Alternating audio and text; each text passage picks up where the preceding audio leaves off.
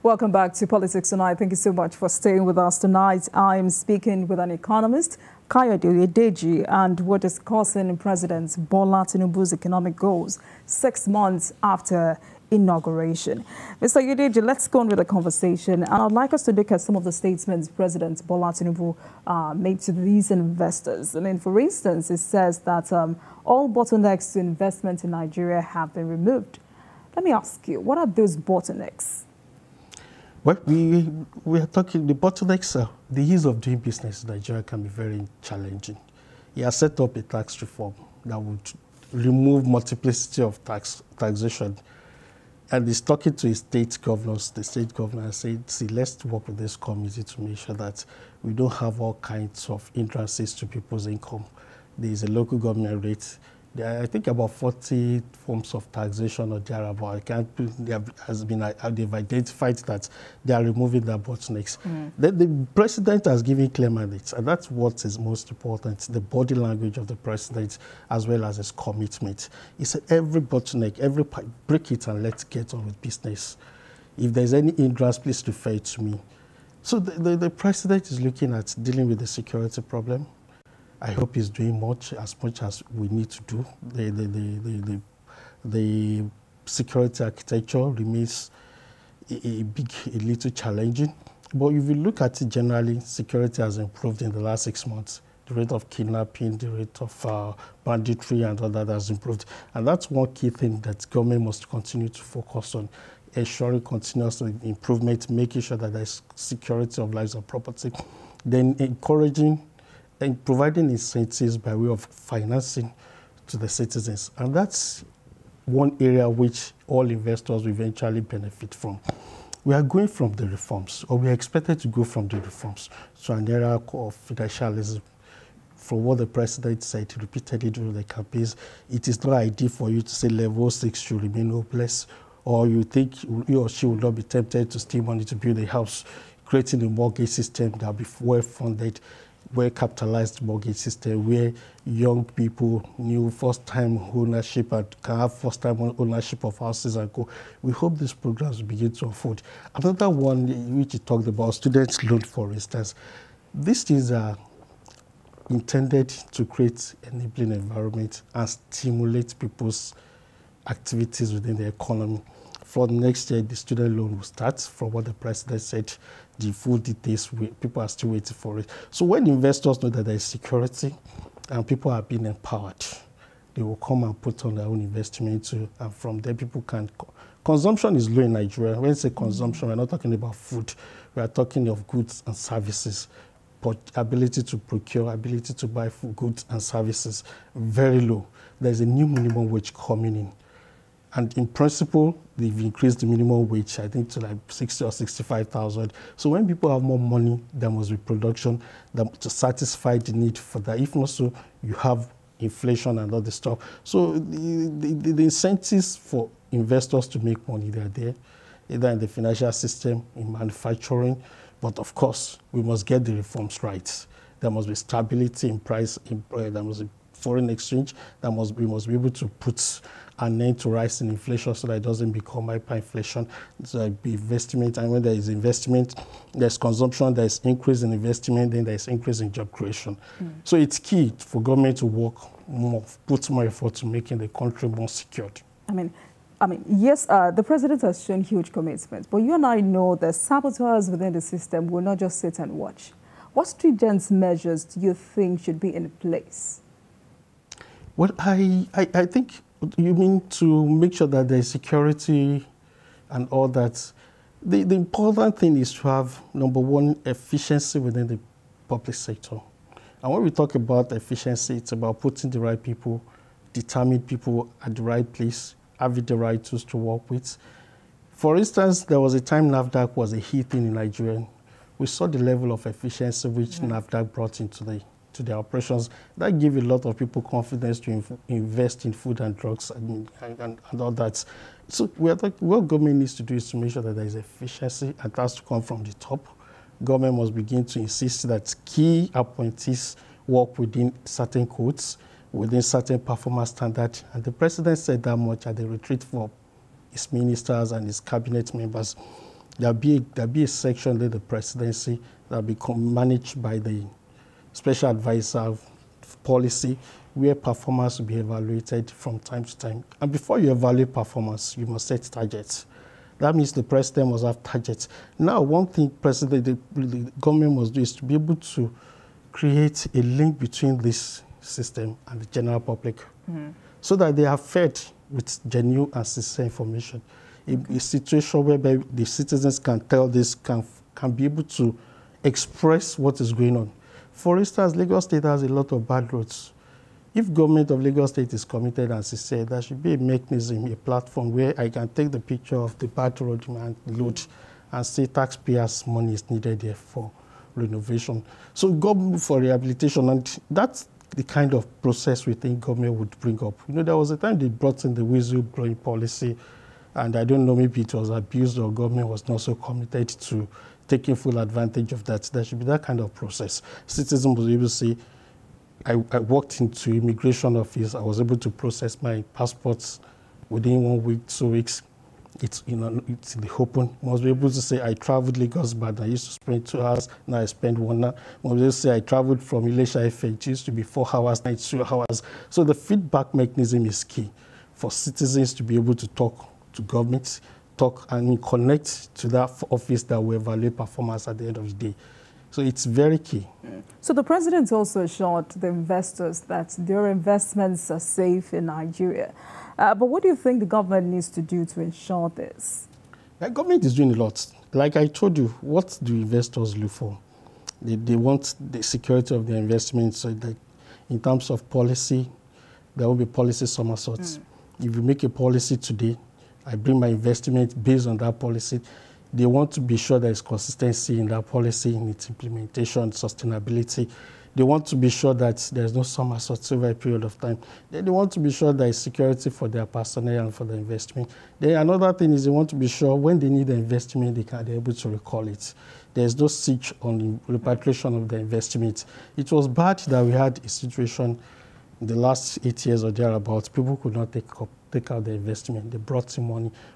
It was getting into Nigeria, but getting it out of Nigeria was difficult. That's one thing government must work on, the security of the investment. If I put in $10 million today in Nigeria, I have a profit of $2 million, I want to take it out, I should be able to repatriate my profit. And if I'm done with Nigeria, I should be able to repatriate my capital. So these are the things that government must work on. Then the ease of even doing business in Nigeria, government must also look at it more. There's still a lot of bottlenecks, getting certificate of importation, going through CBN, going through different banks. They have to make it faster and more effective. So I'm asking all of these questions because of the kind of challenge we have when it comes to implementation in this country.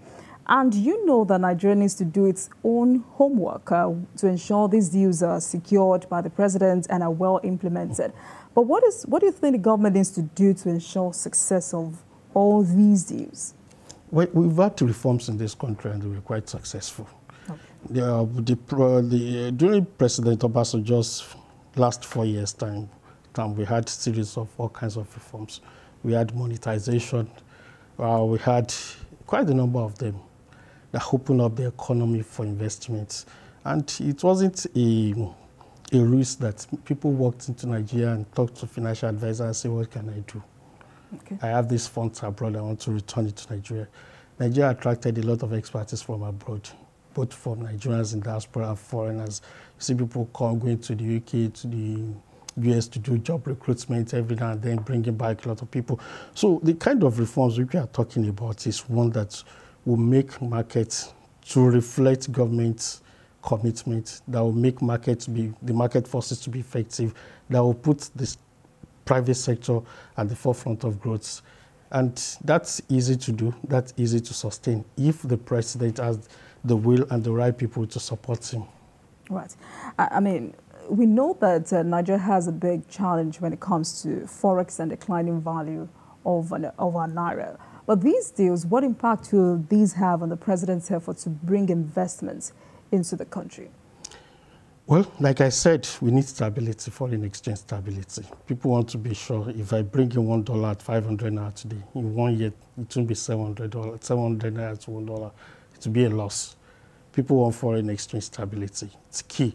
But you see, when you take you migrate from fixed exchange rates to market exchange rates to floating or whatever, there'll be series of adjustments. So Nigeria has a lot of explanations to do. That's why they said the president has to lure investors. You have to do more than normal to bring investors in. We'll have series of adjustments, which is what we're having now. Ultimately, after a period, market will stabilize itself. If you allow the interplay of market forces, demand and supply, to work within a well-regulated environment, you see the fair value of your price and everything. So we're having a transition period for the foreign exchange. It's trying to find its fair value. Government has said we will not use dollar to defend the naira. So when the time comes, the value of having a devalued currency is not really the problem. Okay. The problem is actually having productivity to position the economy to benefit from it. Japanese yen is always well devalued compared to the dollar, for instance. But Japan is a manufacturing country. They have the manufacturing warehouse. They manufacture all kinds of cars and all the likes. So they take advantage of that. They make a lot of money from exports. Now Nigeria has a currency that's devalued itself. Not that government deliberately devalued the currency. Government just stopped managing it. Okay. Government decided to make it determine its own value. Now there's an opportunity for exports, international trade. That means government must begin to look at what items can be easily and readily, the low-hanging fruits, the food manufacturing, processing, pushing them out of Nigeria. It's unfortunate that Ghana produces exports more yam than Nigeria, for instance. In fact, they come to Nigeria, they take this yam, they put it in their basket, in their bags, they're packaging and take it to Europe. Then when you get to a store in the UK, you see product of Ghana. And you begin to wonder why we don't have so much of that in the UK and they show product of Nigeria. So government needs to look at this low-hanging stuff and say, how many of these items can we gather together and begin to push so that citizens can benefit from the devalued or the current state of the exchange rate? It is not a totally bad situation when your currency is devalued. It's better when it's strong, no doubt. But if you have this kind of situation, you can still profit from it. So government must look at those benefits that we can have from the current state of the naira. All right. So what more can government do in taming inflation in the country? Government is doing a lot already. When the CBN, for instance, removed the restriction list, it was deliberate. The CBN was not stupid to say, okay, bring in things and don't protect home industry, don't protect infant industry. So many people condemned that policy. Yes, but the CBN was deliberate, and the CBN is forward-looking. It's a strategy to curtail inflation because the inflation in Nigeria is demand-driven. You have shortage of food supplies, shortage of raw materials that can come from abroad and augment what we have locally. So what government is doing is actually to boost supply. And if you put those items on restriction list, some of them, not all of them, like toothpick and cough, because everybody knows it's common sense to know that you don't need to import toothpick. And some of them are actually on prohibition list. But what CBN has done is that some of them, essential food items, essential raw materials, some of the demand items are also raw materials for manufacturing, for agriculture, for instance. You need maize, for instance, to produce your livestock feed. So what CBN has done is to say, remove this restriction list. Let as many items as possible come in legally, or if you're on the trade prohibition list, of course, the border police will stop you from bringing them in. So if you're able to improve on the supply of some items, inflation will eventually come down, food inflation in particular, because whether we like it or not, there will be more supply of those items. So, talking about agriculture, some analysts have called on the federal government to focus on agriculture to boost the economy. How much of a potential is that sector? Yeah, it's a good mine, but are we ready to do the difficult job? You see, when people talk about... when you say difficult job, what exactly is difficult about it? Okay, I will try and talk a little about it. If you had traveled before to the up countries in Nigeria in the 80s or thereabouts, I'll give you an instance which I can relate with. If you move anywhere in Osun State, you go to any of the farm settlements, you see all kinds of plantations along the road. If you go into the farm settlement, you see a community of agile, willing, determined people living within the system, doing very active in agriculture, and they are producing a lot, fruits and food, but you hardly see them now. Everybody, there is rural-urban migration because everybody wants to go to the life of the cities and all the likes. So people have left the farm. Government must be able to bring them back, take them back to the farm. And government must be able to invest so much in agriculture to the extent that we can begin to practice mechanized farming system. Now, we've not been able to do over the years because, number one, corruption. Number one, the orientation supports the fact, has always supported the fact that city life is better than rural life. And because government has not been able to guarantee safety of the harvest, and so government must now go back to the drawing board. Why have they left the farms? What are the infrastructure on the farms? When Awolowo conceived the farm settlement scheme, he put in place a school, hospital, pipe-borne water in virtually every home. It's unbelievable. If you had gone to the farm settlement in the 70s or in the 80s, which I saw, of course, I saw with, you will see pipe-borne water in front of every home, every house. There'll be houses for them. Then if you move, you see hospital, you see schools for them. It's a community of committed young people tilling the ground, producing farm, producing a lot of things. That has changed, but we must go back to and that's where I said the hard work lies.